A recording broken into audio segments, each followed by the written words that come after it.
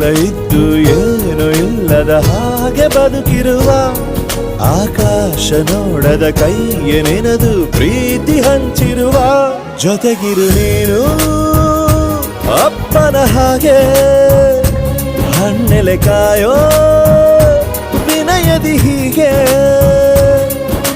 ನಿನ್ನನು ಪಡೆದ ನಾವು ಪುನೀತ ಬಾಳು ನಗು ನಗುತ್ತಾ ಬೊಂಬೆ ಹೇಳುತ್ತೈತೆ ಮತ್ತೆ ಹೇಳುತ್ತೈತೆ ನೀನೇ ರಾಜಕುಮಾರ.